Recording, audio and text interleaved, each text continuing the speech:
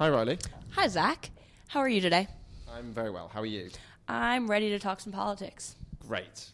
We're just in the right place. What should we talk about? I think I'd love to start by hearing about what you wrote about this week.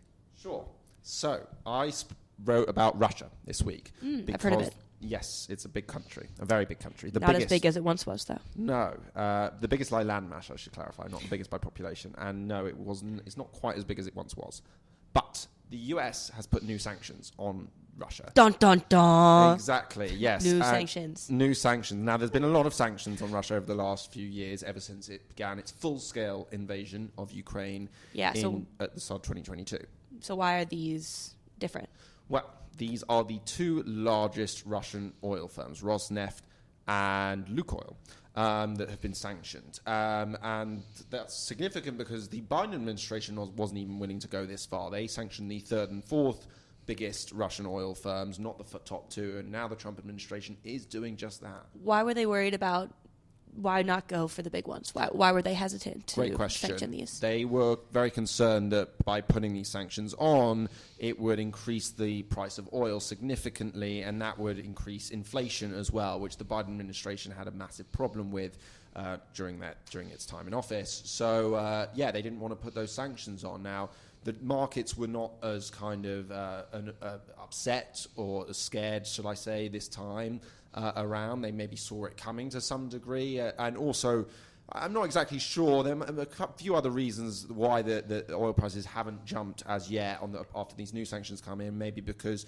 the Gulf states have been producing more and more oil as well. They're digging up more oil. So prices are also generally lower. So, not as much of an issue, not as much backlash in terms of price this time. Okay. But is it going to be felt in Russia at all? So that's the big question.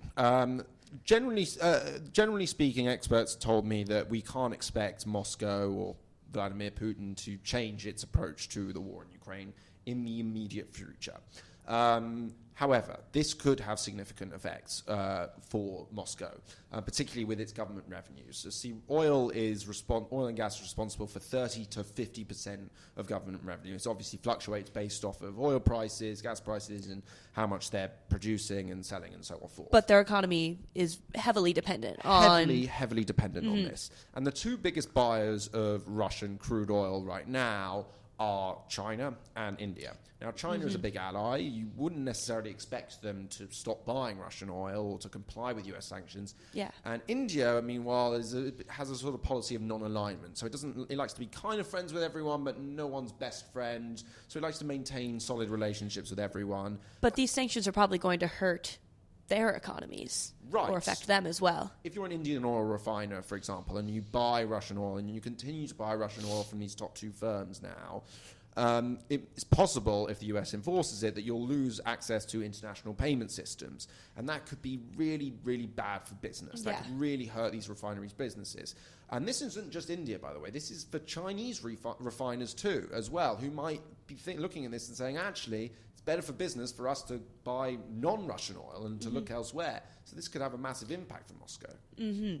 Was that any part of the Trump administration's hesitancy, that they didn't want to hurt, say, an ally like India or provoke China by hurting their economies? And for that reason, is there any reason to think that these might not be enforced? So that's a great question. Well, first of all, the Trump administration has been pushing India to stop buying Russian oil for some time, at least notionally. Some people say that they're only doing it because they're trying to negotiate better terms for a trade deal with India, but that's an aside.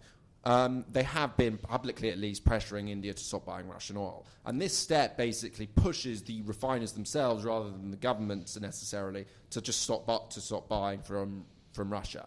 As for China, that's a tricky one. China is a big ally of Russia. China doesn't want to... the Chinese government specifically doesn't want to force its refineries to stop buying Russian oil. They're not going to do that. That's according to experts who I spoke to. But what they might do, what just might happen anyway, as I said, is these refineries will just say, well, it's better for business for us to buy elsewhere, and China will thus stop buying Russian oil. Now, you might say, well, some of the oil might be going elsewhere. Over 80% of Russian crude exports go to either India or China. These are the two biggest buyers of Russian oil by far. So if Russia loses those markets, the ramifications are huge. Wow. And if they do lose those markets, do you think there's a chance it brings Putin to the negotiating table, maybe has effects on the Ukraine war? Will that happen? Well, as I said, in the immediate term, it doesn't look like Putin's going to change course. The other thing to note here is Putin has a very high threshold for pain. He's had severe losses on the battlefield in terms of number of soldiers that have been killed. His military forces are moving very, very slowly when it comes to the front. And the economy, although it's been fairly resilient, has had issues, especially with inflation. And yet he's continued the war effort. It's 3.5 years now. It's been going on over 3.5 years. So he doesn't seem like he's going to be willing to stop. However, if he's losing such a big chunk of government revenues, then he might be forced to the negotiating table, and that's very well could happen if these sanctions are enforced, if these Chinese and Indian firms stop buying Russian oil, and Putin will basically be forced to say, listen, there's only so much that we can take. If the economy is literally crashing, he might have to come to the negotiating table. So it's not going to happen in the near term, but maybe in the medium to long term, according to experts I've spoken to, it very well could happen if these sanctions are implemented. So a few caveats there, but it's within the realm of possibilities. Yes. Perks of being a dictator, you can have a high threshold for pain, but can't finance a war effort if your economy is crashing. Correct. It becomes a little bit tricky. Yes. Yes. So from one oil-producing nation to another, Venezuela. You've been writing a little bit about it recently. Yes, good segue. Venezuela, which has the world's largest oil reserves, wow, is facing immense military pressure from the U.S. Just today, Tuesday, another boat was struck, allegedly carrying narcotics off the coast of Colombia at this time, bringing the death toll up to 57 people now that have been killed. There are one of the U.S.'s largest warships is off the coast of Venezuela. The U.S. is conducting joint military drills with Trinidad, which is just 7 miles off of Venezuela's shores. So the presence of the U.S. military is encroaching sharply upon Venezuela, and the leader, Nicolas Maduro, is getting very nervous. Okay, let's back up a second, because you've mentioned the U.S. has been bombing certain ships that are coming out of Venezuela, and they're conducting military drills around Venezuela. Why are they doing this? What's going on? So the Trump administration is trying to crack down on the drug trade, and they allege that these boats are carrying narcotics, and that's why they are being bombed. However, because of the sheer size of the military buildup, that the fact that there's a nuclear submarine, that Trump has said that he has allowed for a covert CIA mission to take place within Venezuela's borders, there's reason to believe that this is actually all in the effort of ousting the leader of Venezuela, Nicolas Maduro. So there was a covert mission. Didn't Trump admit that there was a covert mission? Yes, which makes it kind of not very covert. Yes. But that is a quote. Covert CIA mission is currently going on in Venezuela, but you didn't hear it from me. And don't tell anyone, because it's covert. Yes, but Trump did admit But Trump did tell the entire media. Well, yes, it was a New York Times report that came out, and he confirmed it. Yes. Yes. Okay, so there's a lot going on. And you're saying that he's considering getting rid. He might be wanting to get rid of the Venezuelan leader Nicolas Maduro. Is that actually possible? It's certainly possible. Is it realistic? But is it realistic, or is it? Or what are the consequences are very real and important questions. Right now, the two most likely avenues, based upon experts I've spoken to, are some sort of covert mission, hopefully one a little bit more covert than the one that Trump confirmed to the New York Times, could oust Maduro. Or the presence of the military and the increasing frequency of these ships could lead to the military, which currently backs Maduro, to break away, to crack, that they could put enough pressure on the regime that top commanders basically leave Maduro's side. There's currently a $50 million bounty on Maduro's head, so could give some information that leads to Maduro being ousted or killed. That being said, whether that would lead to democracy, because nobody thinks that Maduro is a good guy. He's a dictator. He's made 8 million people have to flee the country. He's collapsed the economy. But he is backed by the military, which may not give up power so easily. A top general or, might fill that temporary power vacuum. And if the U.S. isn't prepared to actually usher in democracy into a very big country, then they could be breaking a political system and not being willing to buy the consequences, which could be catastrophic. Right. So you've spoken to an opposition leader in Venezuela. Mm-hmm. Well, I don't know if she is in Venezuela. Corina Machado. Yeah, she is in hiding. I didn't ask her where she was. Okay, fine. So what did she say anything about her plans for, kind of getting back into, or not getting into power, or even kind of, are there any rumors about whether she's talking to the US about maybe how she can get into power? What's the latest with that? Yes, I did interview Maria Corina Machado, who is this year's Nobel Peace Prize winner, and she has struck up an alliance with the Trump administration. She told me that she's spoken to Trump about how if democracy was restored to Venezuela and Maduro was ousted, the nearly 8 million Venezuelans that have fled the country could return, which is something the Trump administration would like to see, as they are trying to get more and more refugees and immigrants out of the country. So they are aligned in certain areas, and she's good at finding common ground with Trump. But as of what I've seen, there isn't a plan in place to fully oust the military dictatorship, the military power structure, and usher in democracy in its wake. Yeah, that would mean Miami's population would be significantly diminished. Well, I don't want to say significantly diminished. There would be a lot of people. There are a lot of Venezuelans who are in Miami.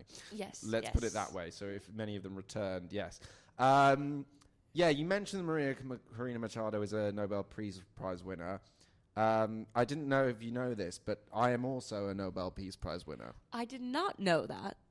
In fact, I'm finding it hard to believe. What did you win the Nobel Peace Prize for? I'm not the only one that won this that year. It was the whole European Union won in 2012.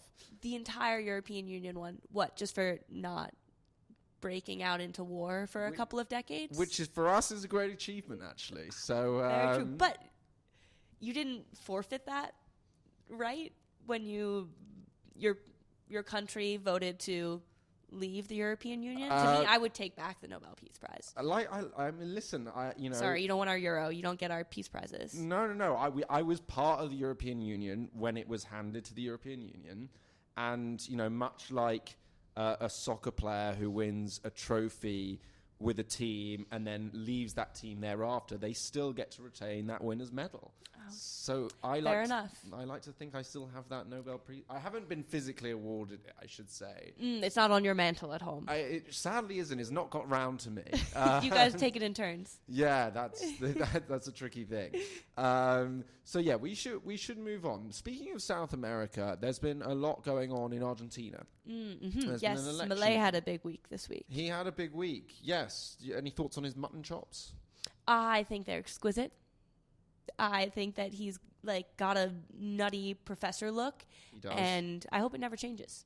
Well, it's certainly not looking that way, because he had a great week. I mean, he even won in the Buenos Aires province, which why is that significant? Well, the opposition Peronist party that's kind of their base. That's where they do best. So even in the place where they would normally do best, they couldn't even win there.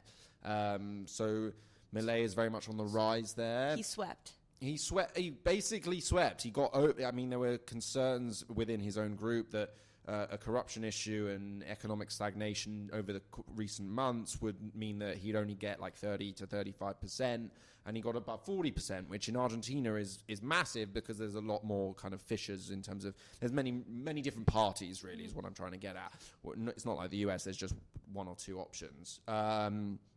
So yeah, but it was just the midterm elections. Why does this matter? Well, first of all, he had such little representation in Congress that the Congress was able to override a presidential veto if enough of the opposition parties got together and voted against him. Now they can't do that because he's got over a third of the Chamber of Deputies. And it looks like, I mean, the way it's heading, I mean, he could have a majority in Congress conceivably at the next election. But fundamentally, it gives him some leverage. He was able to get some things done in his first year in office. In his second year, he had less leverage as things had moved on and as the economy stagnated a bit. And now this election comes and he does really well. And now it's clear that actually that he's more popular than people could have imagined. Yeah, quite an affirmation of his leadership. And he's and been fighting an ups and his mutton chops. Yes. Probably mostly because of his mutton chops, if you ask me. But he's been fighting an uphill battle. Like I remember when he first came into office, everybody doubted that his libertarian economic policies were going to work for Argentina. I mean, there's still some debate over how much he's propping up the peso and what he would do if the U.S. wasn't giving him the support that he is. But I mean, this shows that the voters are still behind him. Yes, I mean the one and small his mutton chops. Yeah, and his mutton chops. The one small hitch is that turnout was fairly low. It was like 68%, which might sound high, but actually all Argentinians are obliged to vote. There's a very small fine that they get if they don't vote, but still, it was a lot lower than in previous elections. So maybe some of it is he I don't want to say got lucky. He benefited from some sort of apathy that some Argentinians had towards politics right now. But yeah, I mean, they clearly gave him a lot of credit for significantly lowering the inflation rate in Argentina, which was a massive issue. He did slash that, even though the economy isn't perfect. It's in that specific regard, it's a lot better than it was, and he's benefiting from that. Well, we also are having some elections in this country this week. Yes. In this very city. In this very city, there was a rally over the weekend for Zoran's campaign, and Kathy Hochul came, and they almost chanted her off the stage, saying, tax the rich, tax the rich, tax the rich. There's plenty of Democrats that feel very alienated from Zoran's campaign. Like, even this race has shown that there are deep divisions in a very blue city. But there's also been some really great moments of this race. What are your favorite moments? My favorite moment actually came from not a Democrat. All of them came from Curtis Sliwa. Yep. Yes. The red beret wearing. The red beret. Cat-loving Curtis Sliwa. Yes, my guardian angel, Curtis Sliwa. When he said that all parades should be legal, I've never felt more represented by a candidate. You're just a pro-parade person. I've been a single-issue voter on parades for so long. No one's talking about it. Yeah, no one's talking about it. And Curtis Sliwa finally brought it up. And he finally brought it up. He was asked about public transportation, and he started talking about how he was shot 5 times by a yellow cab driver. He's a true New Yorker. I thought it was some sort of mafia or Gambinos. I don't know. He said that was why he doesn't go near yellow cabs anymore. There was a yellow cab involved. Maybe it was the getaway car. I don't know. But he ain't getting any yellow cab. He's not getting any in the yellow cab. And yeah, he's just a true New Yorker. And while I don't think that he has a chance of winning this race, I do think that we should erect a statue to him. And I'm happy to, to organize that. I'm almost looking at some of the numbers. I mean, Cuomo seems to be gaining a little bit on Mamdani at the end here, but Mamdani is still the favorite. Yeah. But what's interesting is that Cuomo's numbers at the moment seem to mirror what Republicans have previously got in previous years. So I'm almost wondering if the people voting for Sliwa on this occasion are actually just Democrats who just really enjoy his vibe. I don't know. Yes, I think they're the people that write in Elmo, and the people that on there Kanye West and the people that have been a member of my political party for a long time who love parades. The pro-parade party. The pro-parade party. Yes. The PPP. The PPP. Not to be confused with the CCP. Oh, the CCP. I thought you said the purchasing power. We have a lot of purchasing power in the PPP. We're kind of like the behind the strings, behind the scenes actors. Yes. Yeah. No, I for one will miss certain aspects of Eric Adams' comms efforts. I do too. I will too. Yeah, I mean, he would love to talk whenever he'd have some sort of delegation from a faraway country. He would love to highlight that their capital, that New York was like their version of this. So, if he was meeting with the, Ukrainian delegation, he'd be like, New York is the Kyiv of America. And then he'd meet with, I don't know, the Burkina Faso delegation. He'd say, New York is the Ouagadougou of America. And he's not wrong. And on it went. Well, I've not been to Ouagadougou, but I've not been to Kyiv either. So maybe we should maybe we should find out more about that. My question is, who will be implemented to be the next rat czar? Because the rat czar has stepped down, and we are currently rat czarless in this city. For all the listeners outside of America, there's a major rat problem in New York City and other cities in America. Mm-hmm. And they Eric Adams, the outgoing mayor, hired a rat czar He appointed a rat czar. Appointed a rat czar and paid her quite a lot of money. Yes, I think, yeah. And six-figure salary. Way above six figures. Yeah. Well, way above $100,000. Let's put it that way. With six figures still, but she's left, and we're not sure who's. What has she done a good job? Do we know? She has done a good job. I went on her tour where she takes you around and teaches you to be a better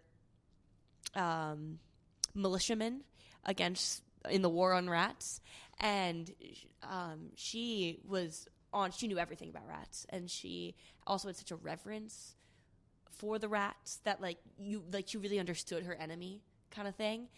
And know your enemy, all that stuff. Yes. And I don't know how we're going to do better, but she chose to step down, and I want to know who it will be in the next administration.